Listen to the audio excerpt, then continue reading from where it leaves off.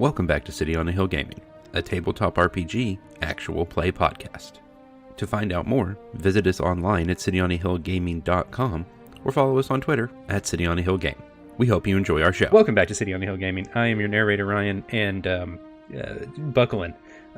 This one's going to get weird, and I'm excited about it. So we're going to do something a little different, as we talked about in the session 0 for this. This is a full module, which is not something we've done here before. We're going to be playing Pathfinder 2nd Edition, which we also haven't done before, Kingmaker. And we have some friends with us, not the whole group tonight, hopefully the whole group in the near future. But just give me your name and where people can find you on the internet, and we'll introduce characters in a minute, because there's a specific way we need to do that. Cameron, say hello to the nice people. Hello, my name is Cameron. You can find me on twitch.tv/CameronPlusDeanna, as well as on twitch.tv/OneGeek411. As always, links in the description down below. Ben. Hi, I'm Ben. You can find me right here every time we do something like this. Statistically accurate. Greg, say hi. Hi, you can pretty much find me on Discord and here, and that's really it. I am still reorganizing my online presence and don't quite have one anywhere else yet. Fair. Emma. Hi, I'm Emma. I am also a part of First Geek 411 with Cameron, and I am on general social medias, as I am not prepared, where there's an I in the prepared, because I'm dyslexic, and that's the joke. Okay, I like that. And Kim. I am Kim, also known as Artsy Adventurer on various social media platforms. Links in the description. And we have 2 other players that hopefully you will meet soon. You guys don't need a tank tonight. It's fine. It'll be okay. Hey, I have a backup tank if it becomes necessary. I'm oddly enough going to be a really good tank. I have concerns. Okay. Oh, that's right, because Greg's playing a different character than what we met in session 0. Oh, yeah. We'll cover that in a minute. That's true. That is a different character. So. Name's the same. That's it. That is all that is the same. So, like we mentioned last time, you guys are going to, broadly speaking, be starting your own kingdom at the behest of another kingdom. And today, you have all been called to the house of Lady Jumanji, who is one of the wealthiest sword lords in the city of Restov, which is in the kingdom of Brevoy. And she has put out a call for all sorts of adventurers and heroes to come to the house, and she has a mission for you guys. So as you guys arrive, you're basically at the bottom of the hill looking up a pretty tall hill at a really impressive manner. We're talking like huge oak trees, trimmed hedges. The pathway from where you're standing up the hill is about a mile. Walking uphill, there are guard barracks, there are stables. All of this leading to a ridiculous house. And as it stands right now, you guys are at the bottom of the hill, in the back of a line, waiting to be ushered in so that you can start kind of moving up the path towards the house. And there's 2 guards at the gate, and they're just kind of like, they let a couple people go at a time, and people make their way up the hill. And eventually, around the time you guys get to start moving, you feel the first raindrops falling. Like, you know, the very start of like a thunderstorm, when it's just a couple of raindrops, like the clouds haven't really all rolled in yet. The wind's still pretty light. That's happening as they kind of point you up the hill. So you guys have about a mile trek up the hill and towards the house, and it is slowly getting a little dark, but not terribly. No, Greg, there isn't. To answer the question he put in chat, which was, is there enough around the house to call it a city on a hill? I'm both proud and disappointed. So my question, maybe along those lines, was: yes, can you spell the lady's name? Because I wrote Lady Jumanji, and that's going to really confuse me the next time we play. Or we change it to that. Yes, I will spell her name. I believe it is Jamandi. Okay. I believe it is Lady Jumanji. and she is what is known as a sword lord. It's a very specific Sword lord. fighting style in the Kingdom of Brevoy. And can you spell Bravoy? Brevoy. She is what is known as an Aldori sword lord. Aldori. Aldori is a family name. So you guys make your way up the hill. The rain's coming a little heavier, but not just like an absolute downpour. And when you get to the top of the hill, you see a 3-story manor house with this just giant stone house with like gardens around and fencing and guard posts and the whole 9 yards. And you are ushered in the front of the house, and you're ushered into a room with like 10-foot high ceilings and like sconces. Is that what they're called? The things where you put like torches, candles. Yeah, torches and candles along the wall. And the whole house for some reason smells like cinnamon. And there's like huge open windows and a bunch of large tables, which everyone is kind of slowly gathering around. And a lot of people have already taken their seats. But as you guys kind of walk in later, a lot of the space is already taken up. So I'm actually going to move you to a different map, I think. You guys should have shown up in a large room. Yes. Yay. And you guys are down here at the door. And there are some other people, but we will fill them in as we go. Okay, so you are now in this big spacious hall, and there is a great feast that has been prepared. There are servants running all over the place. There are armed soldiers watching over everybody. There are some higher, like if you look over on the edges, sort of where the wings start, there's some like higher platforms that run around the top of the room where there's some guards standing. There's like highly decorated walls, really pretty carpets. And you notice there's a big fireplace in the back of the room. And it has a giant iron lever, that is secured by a lock on the front of it. And just a really big, nice room. And no food has been served yet, but there are like drinks sitting on the table and stuff. And you guys are taken by the guard who walked up the hill with you, who is on his like 6th trip up and down the hill and is not happy. You guys are taken to this table over here. So if you'll put yourselves around this table in the bottom left corner of the room, that is where you have been seated. And there are a handful of other people who join you at your table. Because it seats a decent number of folks. There. Also, that is not an accidental token placement. That is 100% me sitting cross-legged at the end of the table. Oh, like physically on the table? Yep. Okay, sweet. Dig it. So are you like real life me that everywhere they sit, they're actually sitting cross-legged? Probably. I mean, I am legitimately cross-legged right now in my chair. little Just for the chaos record. gremlin. I'm literally just I am like, too. I climbed up on the table and sat down and cross-legged, and I'm just sitting. Sitting, hanging out. Yep. Love it. Do we have all of our gear on us? Like, is this the type of thing where like they take your weapons from you or something? No. Yeah, like I mean, like Ezek is carrying like a giant battle axe. No, you're fine. Not. You're not Okay. the only one carrying a giant battle axe in the room. That's kind of what I was like just curious about. Was like the lady sitting, well, we'll say next to Ben, in that Ben is sitting near everyone now because he's physically on the table. But the person closest to Ben also has a giant battle axe. Okay, cool. So you're in standardized company here. So you guys have been seated at the table, and why don't we? Yeah, now seems like a good time. So, because presumably you guys are coming into this probably not necessarily knowing each other. If you want to, that's fine, but it's certainly not a requirement for how this will play out. So why don't we have you guys tell me your character's name, what kind of class and stuff they are, and give the audience a brief description of your character. And since Ben has put himself literally on the table, we will let Ben go first. Okay. It's not me. Grizzernax is a charhide goblin, standing small. Probably the average height of I don't know, let's say a 5 or 6 year old. Okay.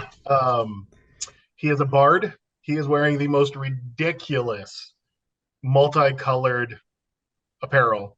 um, green skin, but like also the green goatee mustache combo um, that he thinks looks way cooler than it really is. Yeah. Big, like, 5-year-old who dressed himself for picture day energy. Oh, like 5-year-old who got lost in the clown closet. Yeah. Nice. Like Strong. Okay. it just you drop them off at the costume store and say pick out clothes. Oh, now I want to try that. There's a YouTube video there somewhere. Okay. Any visible weapons on Mr. Grizzarnax? Yes, he does have hanging off of his hip, or possibly behind his back, depending on what he's doing. A rapier Okay. in a sheath, and also he has a panpipe that he just carries around with him on his belt all the time. Love it. Okay. Let's go Kim. Tell me of Finn. Finn is a cavern elf, kind of broody in appearance, very dark clothes, gray skin, white hair. She has an interest in geology, and yeah. Okay. Any visible weapons on Finn? A pickaxe and a sword. Okay, big Minecraft energy. I'm here for that. That's always good. Love that. It still counts as a weapon. It does damage. It's a diggy hole. Diggy hole indeed. Emma, ma'am, tell me of Kerpley. Kerpley is on the other end of the table. She is a solid 2 feet 3 inches tall, so she is also a short one.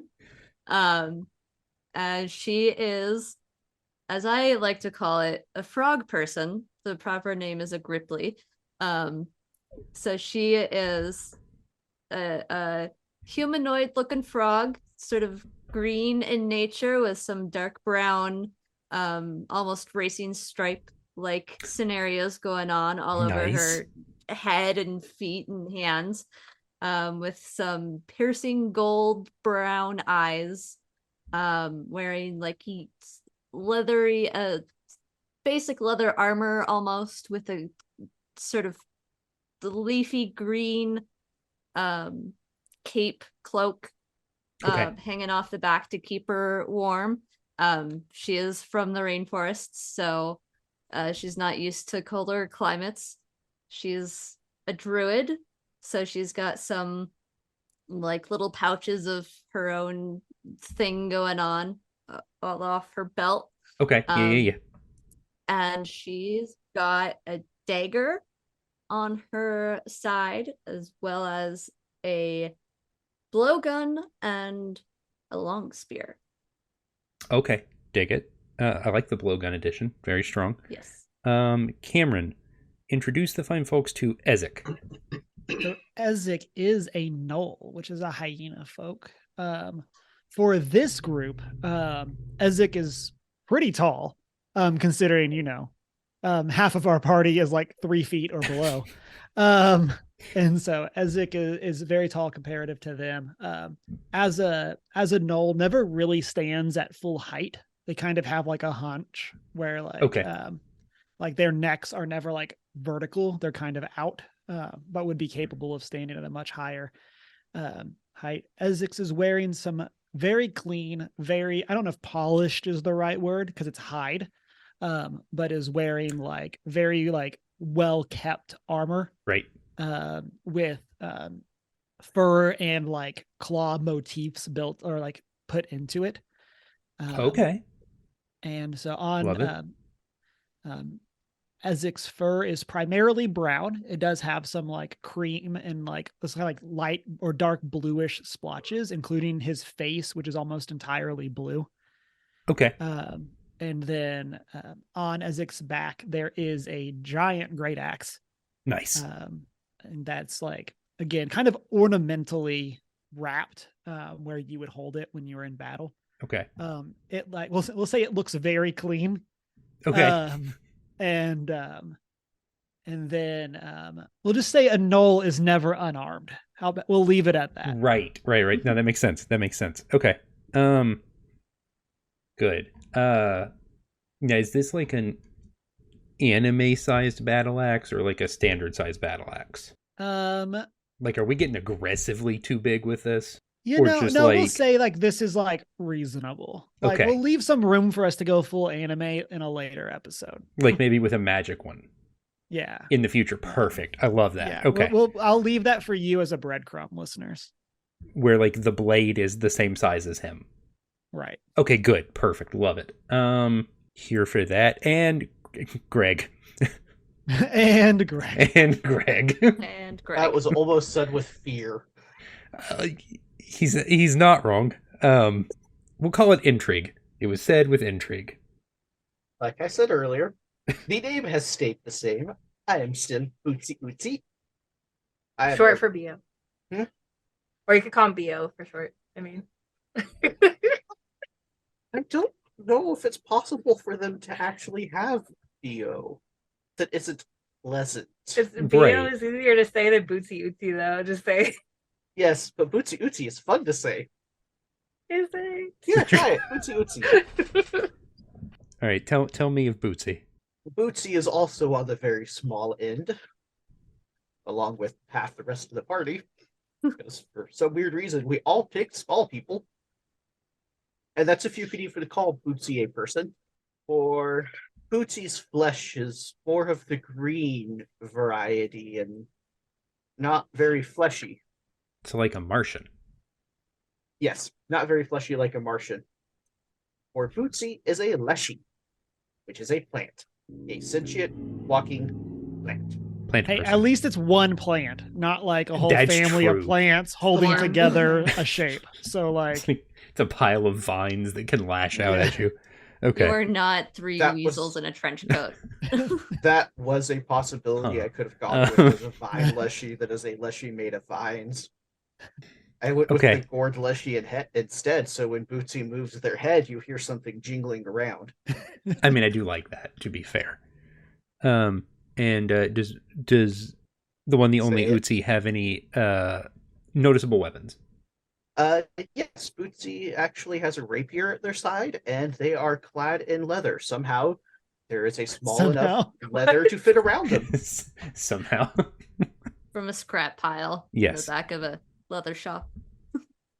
For those at home, for is Bootsy Ootsie missing its friend? Does it need No, help getting that's- to its friend? With a giant pack on its back. That's why you notice there is no giant pack. And for those of you at home, for Bootsy Ootsie, my image is a Korok.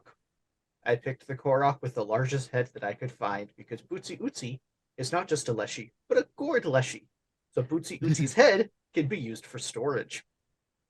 I did Yeah, No, it's not a very Love big that. head though, right? So like No, what are we I- storing? But like Bootsy has things they keep in there. For instance, they keep their little wooden trowel in there. So anything but their brain cells. Relative the concept. brain cells are everywhere. Yes. They flow through us. Yeah. No, wait, that's the force. Sorry. Something midichlorian count. Okay. So, like I said, that's the party. Somehow the gnoll may be the tallest person. Yeah, I don't know. I was looking it up. I don't know if there's an What's, actual what's the like height range on gnoll gnolls? height. But let me see if I can figure it out. Because I It was assume not on the Kim's, wiki. I assume Kim's character is somewhere around 6 feet, probably. Yeah. Like that's pretty standard elf stuff. Medium-sized versus... Yeah. Okay. I Regular should for ask this small. question: how many of you are not medium category size? Me. Okay, so definitely Ben, Me. definitely Greg, definitely Yeah. Emma. Okay, so we have I actual am a size small. we have actual 3 size small characters. Okay, And instead of verbally confirming that, we all raised our hands. yes, but that's Yeah, fine. I was perfect prepared for for that. audio. I was prepared for that. That's okay. And so gnolls are 6 to 7 feet tall. Okay, so So- you and Finn are around the same size as Yeah. each other, probably. Okay, Yeah, give or take, however, like the haunch works with my like net head not Right, being right, like at its full height. So straight height versus I might actual be- standard height. yeah. So I might be like a little bit shorter normally, but like capable of being taller. Right. Yes, as necessary. As necessary. That'd be nice. Just randomly be taller occasionally. Okay. So you guys are sitting around the table together, and there's something I should note both for the players and the listeners. This is, unless I'm mistaken in show of hands, I guess the first time we've all played Pathfinder 2nd edition. Has anyone played P2E before? Did anybody play Pathfinder First Edition other than me? I have played Starfinder. Okay, that's a start. Pathfinder Second Edition is intentionally, I believe, very different from what you're used to if you're used to mostly our 5e content. In some ways that I like and some that I don't. So you will hear us learning as we go. You will hear a lot of new terms, and you will hear me probably intentionally skip some things that I don't think make sense, both in the Kingmaker story and in the Pathfinder rules, and we'll just figure it out as we go. Initiative is a whole thing. I really like the initiative system. I find it interesting. It lands a lot more credence to what you're doing in the moment, and we will experience that possibly at some point this evening. So, yes, we'll. It's a thing, but we'll figure it out as we go. I'm not too worried about it. It is very doable once you get used to it. So, you guys are sitting around, maybe briefly chatting with each other. There's a few more people at your table. There's people at other tables spread out around the room. There's guards. There are people serving and bringing the food out, and you can hear because the guards have gone around and closed all of the big windows in the room. Because it's actually really starting to rain quite hard at this point. And there's a fair amount of thunder and lightning and a pretty good amount of rain going on. Right around the time they start actually bringing the trays of food out, you see two more people walk out into the room. You see a tall woman with a very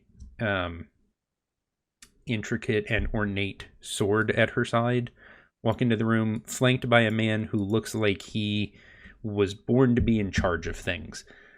He just has that like career politician look about him. Slightly smarmy. A little, but not terribly, actually. Not a huge vibe for him. Just definitely a like slightly upper crust, like definitely aristocrat look. And they walk into the room and they walk sort of up to the big table that's near the fireplace, and he's wearing like super expensive looking clothes. She looks like she's wearing, like, presuming this is who you think she is, she's wearing armor in her own house. And that should tell you a lot about this woman and how she handles things. She has a dueling sword with a bright silver pommel, and they make their way to the head table, and the man speaks first. And he says, "Greetings, heroes. I am Yosef Selimius, Lord Mayor of Restov, and this," and he, big sweeping gesture, just like you expect, points at her, "this is Lady Jumanji Outdori. We both thank you for answering her call for heroes. You may be few, but we need only the best for this task." She walks kind of in front of him, big smile. "To the south of here, beyond Brevoy's borders, lies the Stolen Lands. This disputed territory has been claimed time and again by many would-be settlers, but the area has its dangers, bandits and monsters, and no one has ever held the territory for very long. If you have the courage to drive off the denizens of the Stolen Lands, you can seize territory for yourself and name yourself Baron or Baroness or whatever you please. Restov intends to recognize the legitimacy of the new rulers of this land, and none of the other neighboring realms care enough to challenge you. We are prepared to provide backing as a trade partner and perhaps even some military assistance. If you claim the land, you will have my and perhaps even all of Restov's support. So, for now, enjoy dinner. We will worry about individual plans and areas and charters tomorrow. Thank you for coming, and have a blessed evening and enjoy your meal." They sit down, the servants come out, start serving, and you guys are basically at your own individual tables being served a 4-course meal full of all sorts of stuff. There's a whole roast pig, because there's always a whole roast pig, because there has to always be a whole roast pig. Right. Yes, there is. It has to have an apple in the middle. It's not an apple. It's an orange for some reason. Don't think about it too much. It's fine. Shocker. Yeah, minor swerve. There's plenty of desserts. It is unnecessary. It's good, but it's unnecessary. And yeah, you guys are free to hang out.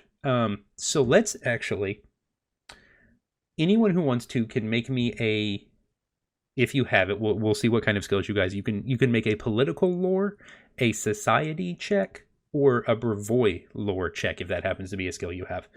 And we'll get some dice rolling. And you're also free to make perception checks. I have a +5 to society. Okay. Show me what you got. So. And 18. And I will note in Pathfinder, rolls and checks and DCs function very differently. So if it takes us a while to get accustomed to this, just kind of flow with us, because it's a very different system. So is Cameron the only one rolling, or does anybody else want to roll? I rolled for perception. Okay. 17. Where do I click? There it is. And Ben also has a 17 perception. I rolled an 8 perception. Okay. All right. And Cam, are you going to roll anything? You don't have to roll anything, but I'm giving you guys an opportunity to pick up a thing or two here if you're interested. I rolled a 6 perception. Okay. So we'll go Ben and Greg. You notice a lot of whispering and a lot of guards going back and forth to her table, like they're relaying information. Something seems a little off, but she's totally not worried, I promise. And Cameron, you obviously, they did identify her, but you do know who this is. This is Lady Jumanji Aldori. Was a big deal. She made her bones as a mercenary, but now she kind of runs her manor and helps around Restov. But there's some tension between Restov and the larger kingdom of Brevoy, and she is at best adjacent to that tension. There's some stuff that's gotten a little awkward lately. At least that's what rumor would tell you. That are going up to her, are they coming from outside the room and coming up to her? Or are they like walking around, going up to her, and then going back to walking around? Occasionally you'll see someone come in the door to this room, talk to someone who looks like they outrank them, and then that guy will come talk to her. And kind of with that society, like, yes. Does this all seem like this would be like a normal proceeding? Like, would any of this seem? Oh, 100%. This is very standard. Okay. Yeah. If you were going to ask people to do what she's asking, you would 100% bring them in, do the entirely too big meal, the whole spiel. Yeah. This is all very expected. So you guys look around the room, you see a bunch of other adventurers kind of spread out about the place. There are a few others at your table. There's the tallest person at your table probably has, we'll say, 6 inches on Cameron and Kim. And she also wields a giant battle axe and basically spends the whole time grumbling and complaining. You also have a very, very, well, I was going to say very, very small, but very, very standard size for most of the party. Gnome, who is constantly fiddling with a book he has had with him the entire time. He kind of picks at his food, but he's mostly fiddling with the book. And then there is the list of NPCs is too long. There is a human male with a sword similar to Lady Aldori's, but not as nice, who is also at your table. Okay. And you guys are free to kind of walk around the room, make conversation with who you want, and eat your meal, and we'll go from there. I think Ezek would want to like kind of get attention to himself. Okay. And would like to propose a toast. Oh, here for it. Okay. How do you get everyone's attention to propose a toast? So I think what Ezek would do is he would stand up, like full height stand up. Okay. And would like grab his glass and like pound it on the table to get everybody's attention. Okay. So we're going to assume this is a metal goblet. Good. Okay. Yeah. Love it. Is there anything in it anymore? Debatable. There was when you started, but that's fine. Right. Exactly. Whatever. And then once so I'm trying to find the actual skill I want to use. Oh no. Okay. I thought you were just doing a thing. You're actually rolling. I'm here for it. Let's do this. I guess no, maybe not. I guess that wouldn't work. This is going to be more general. I forgot that I have a skill called group impression. Oh, okay. But it only at current level, it only works on 2 people, so it would not work to like make a good impression here. I mean, you could try it with just if you wanted to do that on top of just the speech, you could try and at least impress the people at your table. Okay. If you want to make it go with it, because in theory, these are other adventurers that you may interact with in the future as you guys go through the Stolen Lands. So making an impression is certainly not a bad thing. Okay. In theory. Okay. Sounds good. So then with that, Ezix will once he feels like he has people's attention. Okay. Or he's not going to get more. He'll like raise his goblet and go, sorry, don't want to say the wrong name. To Lady Jumanji, to the Stolen Lands, let us pluck the strings of destiny. And then we'll take a big drink of whatever is left of his drink. Love it. One of the guards actually is like, yeah, love that guy. Yeah. And then I just had to make a diplomacy check. Okay. Got it. And so we'll say, for the sake of choosing the 2, I'm going to choose was it the halfling that's next to me? No, you have a gnome. Okay, let's see where you are on the thing. Next to you, you have the gnome and the human are on either side of you. Okay. So I'll choose those 2 as my 2 to make an impression. And so when you make an impression, you compare your diplomacy check results to the will DCs of 2 targets instead of 1. Is kind of the idea. And so I'll actually need to make that'll be interesting. Okay. We'll see what I roll because it may not even matter. Right. Okay. 23. So interesting. Okay. You have, let's see. Oh, wait. Wrong. Oh, sorry. Wait 1 second. That might be 24, actually. Would you say that these targets can smell my breath? Yes. Okay, then it's a 24. Perfect. Yes. Let's see. Sometimes I will say no to that question. This is not one of those times. We're gonna embrace what makes you a sweet breath Null. The gnome will say, despite himself. Wait, what was your total check? 24. And which one was it? Diplomacy. Okay. Despite himself, you seem to have his attention. The human, this sort of the swordsman sitting next to him, does not even look up at you. Okay. He just moves on about his day. He has heard 1,000 of these and is just along for the ride at this point. But yeah, you have the gnome's attention, and he looks up at you. Interesting. No, gnome. Wait, he's a gnome. Yeah. Wait, what actually is Ezek? Remind me. Knoll. There we go. That's where I'm getting confused. Yeah. Okay, gnome and Knoll. Knoll. What is your name? The name's Ezek Sharpsider. Interesting. We're going to see how long this voice lasts, because there's no way I'm doing this long. Oh, I won't even remember his voice 30 seconds from now. You're fine. Interesting. I am Tartusio. It is nice to meet you. Nice to meet you too, my friend. Interesting. Is Tartusio looking for who killed his father, possibly a 6-fingered man? Someone perhaps should prepare to die. Perhaps.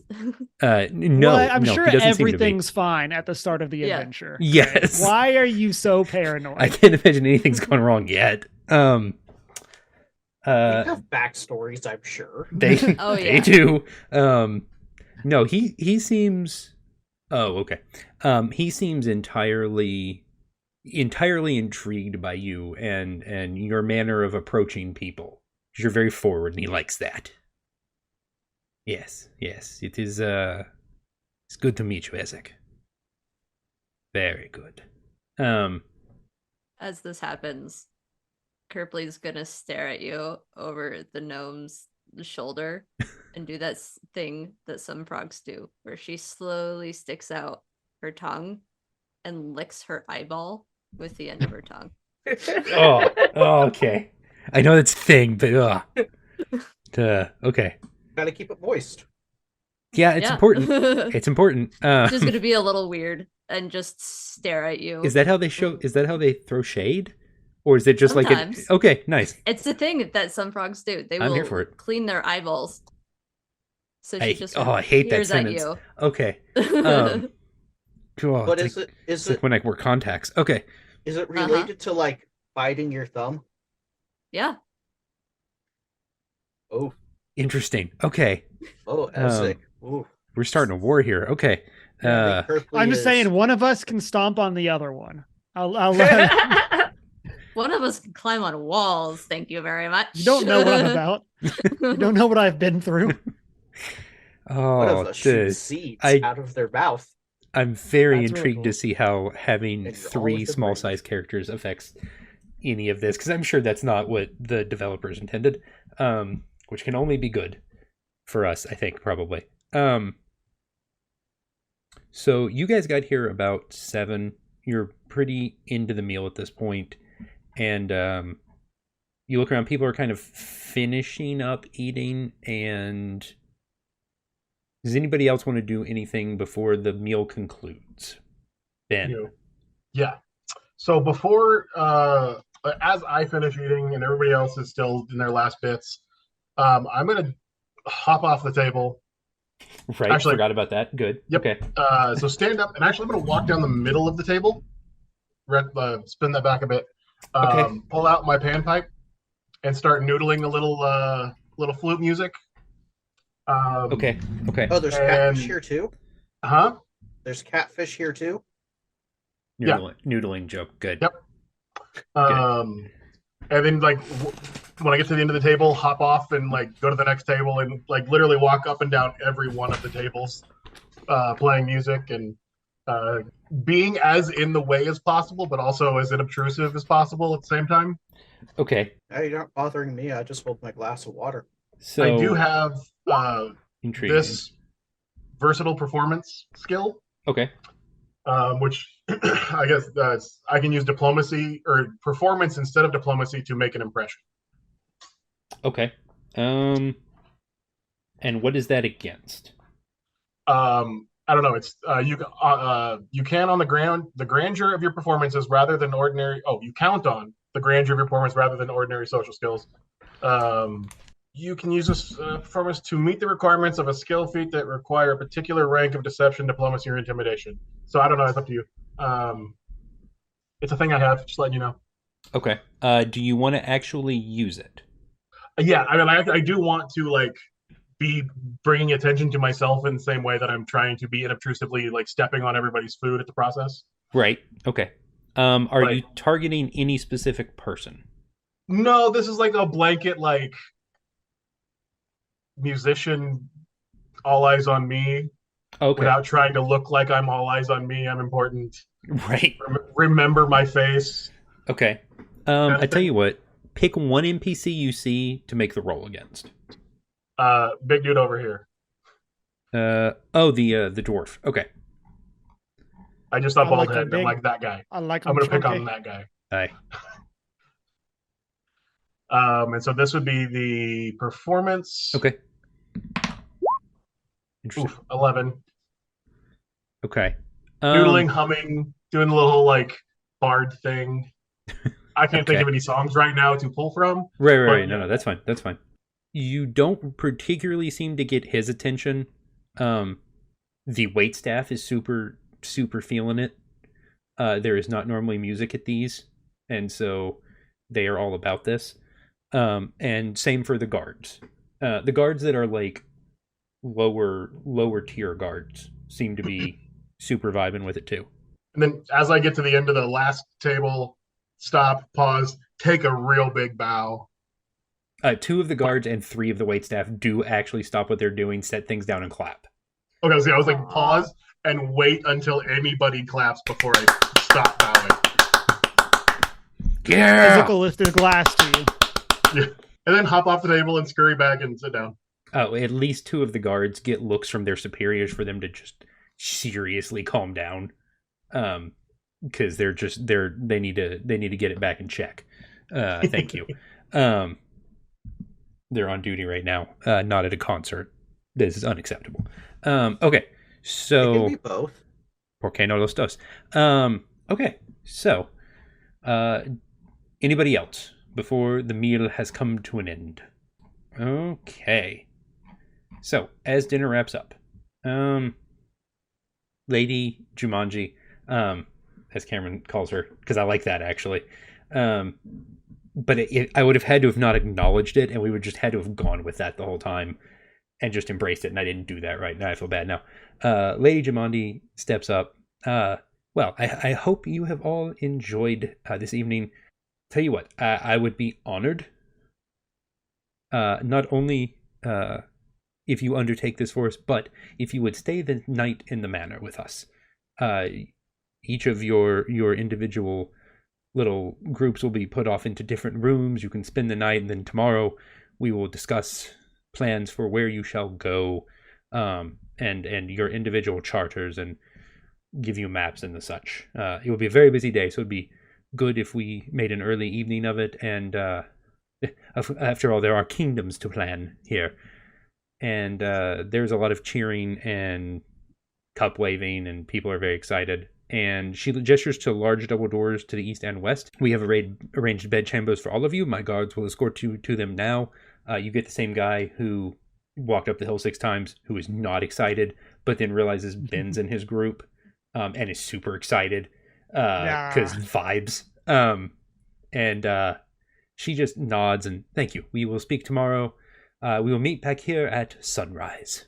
Thank you. And then they leave. And the guard takes the 5 of you. And let's see. So you guys I'm going to move you to a new map, but most of the map will be blacked out. You will just be in the top right corner is where you'll need to look. So let's see. You guys should have moved to a new map, and you should see A1 and A3B. That is correct. Okay. That is a new map, everyone listening at home. Yes, new It is map. different. I see it now. You are in adjoining rooms, like hotel style, with like the double door that doesn't work well, awkwardly in the middle between them. They both open in for some reason, which doesn't make any sense. Don't worry about that. And basically you're just like in these standard rooms. Each has a couple of beds. There are chests for you to store your belongings in overnight if you wish. And you have been escorted here, and someone will provide a wake-up call in the morning if necessary. I don't know what that means in the context of this game system, but don't worry about that too much. It's fine. You guys are kind of just left to get some sleep. Because you've had... You got a big day of venturing ahead of you tomorrow. So minimum 14 hours would probably be recommended. Because, just as much shut-eye as possible. So... That's a very long night then if we're supposed to meet at sunrise. Which would make it like 5 p.m. now if you were going to sleep for 14 hours. Sure, that's fine. Yeah. Oh, I thought we were journeying 14 hours. No. You need 14 hours of sleep.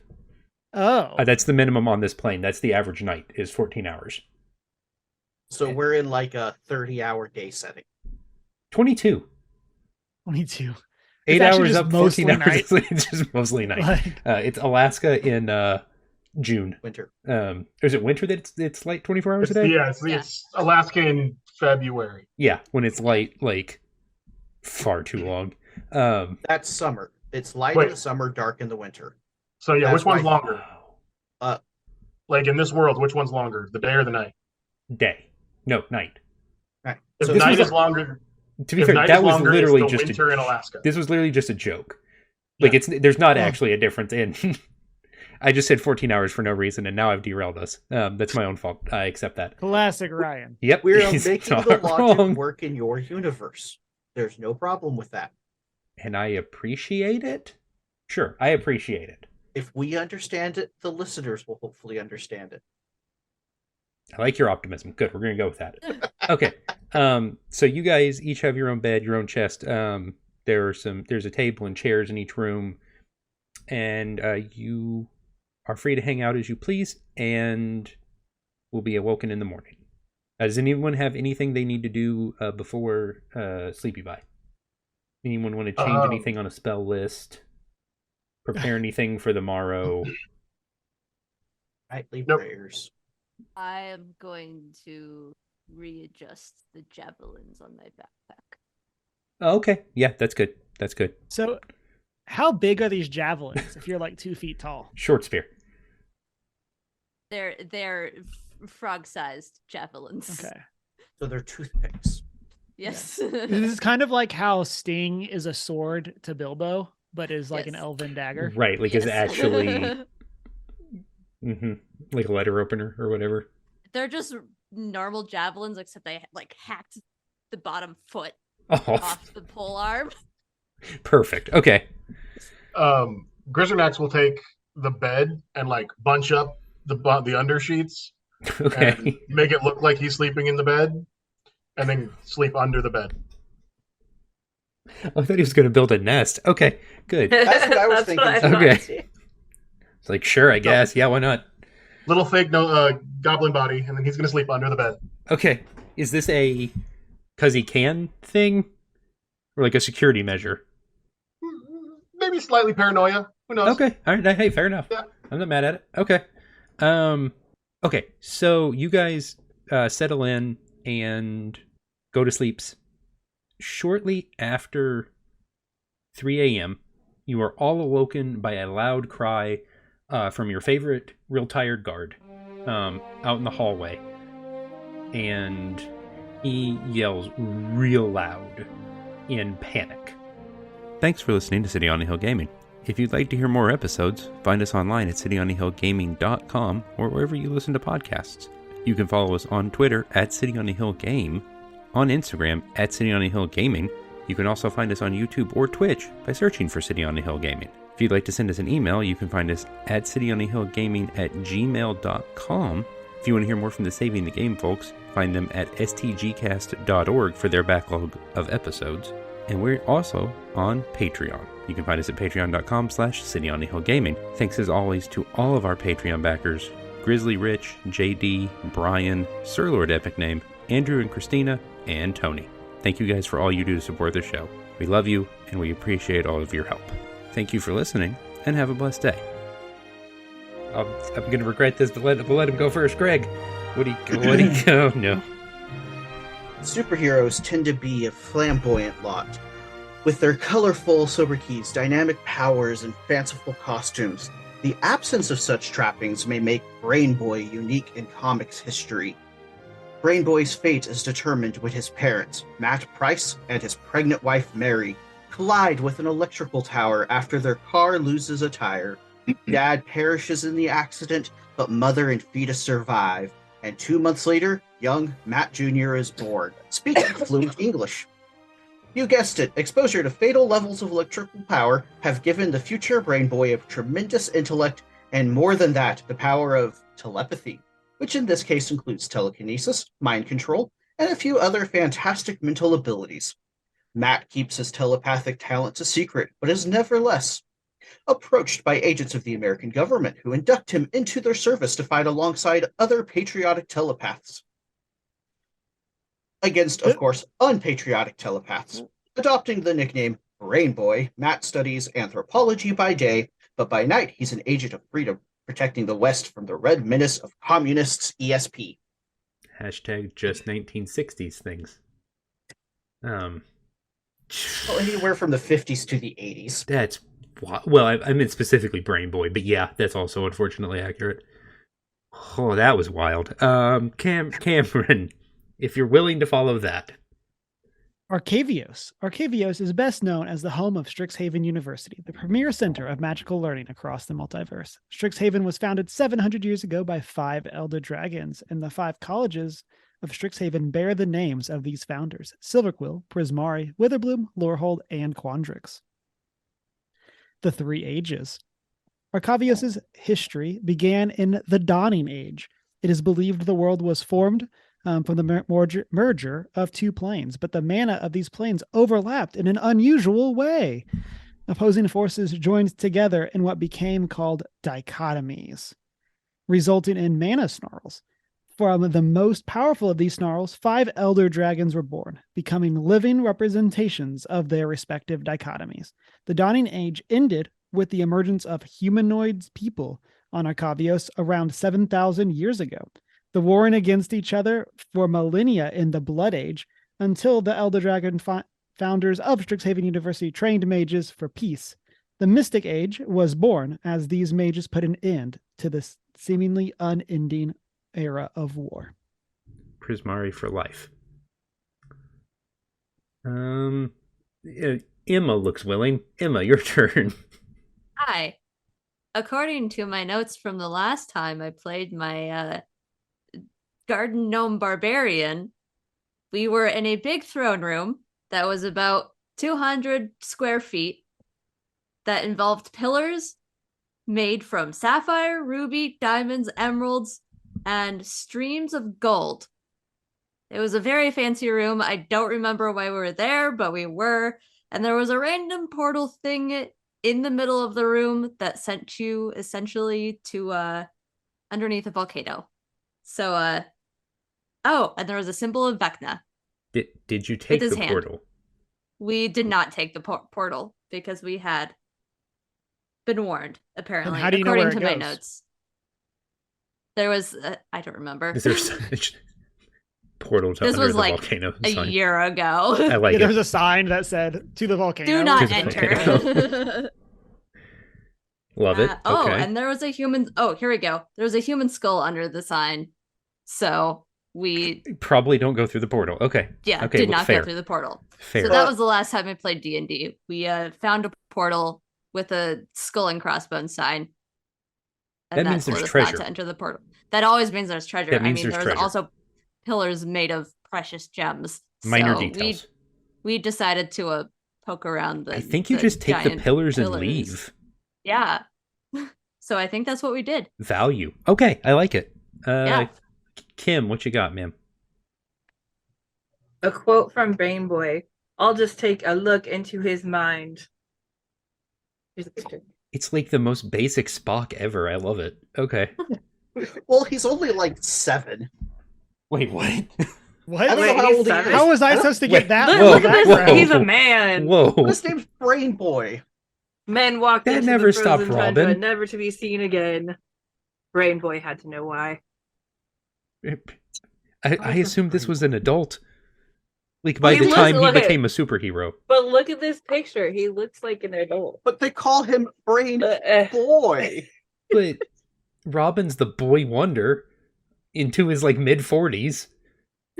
No judgments. Only Burt Ward, all the others become something else. One Nightwing, becomes etc. Nightwing, one retires, one gets killed, Yeah, one dies, and comes back. comes back. Spoilers. You know. Don't worry It about that happens. part. It's fine. Everyone comes back eventually. It's a superhero comic. Yeah, that's like a full-on teenager at He's least. maybe he's like 15 then. He's still Maybe. called Brain I mean, I like the Boy. idea that he's a secret agent a lot better when he's 7. Like, there's a lot more No one storytelling expects the potential there. child. Well, there's also that. Okay. Ben, your turn. Then Iluvatar said to them, "Of the theme that I have declared to you, I will now that ye make a harmony together a great music. And since I have kindled you with the flame imperishable, you shall show forth your powers in adorning this theme, each with his own thoughts and devices, if he will. But I will sit and hearken and be glad that through you, great beauty has been wakened in this world." How long is that book offhand? Not that long. We're going to need a second campaign. Okay, got it. Oh, I can make sure Kingmaker lasts through the end of the book. I I was have saying, lots don't we of have like concerns. 6 campaign books to get through? They're not that long. Kingmaker? Well, I mean, I could be reading a paragraph at a time out of The Lord of the Rings. I would love that. I mean, there is that. I think the Much audience smaller would bit. come back for it, so I'm not mad. Um, If we're gonna do that, we should pick a public domain book. Can I do Frankenstein? Maybe. Ooh, No, that's I'm a not sure. concept. It's from the Romantic period. I don't know that we can afford to be a podcast that only brings you content one paragraph at a time. No. If we all do it for our sound checks, that's 5 Oh, paragraphs okay. at a time. So We all just everybody has to rotate. work down their own Frankenstein- line in the copy. Okay. Frankenstein's not a very long book. It's like reading your textbook in elementary school. Everybody reads a paragraph. The We thing like everybody was popcorn it. afraid to do. Hey, and that's educational marketing we can do. That it will increase our listenership because they will come back.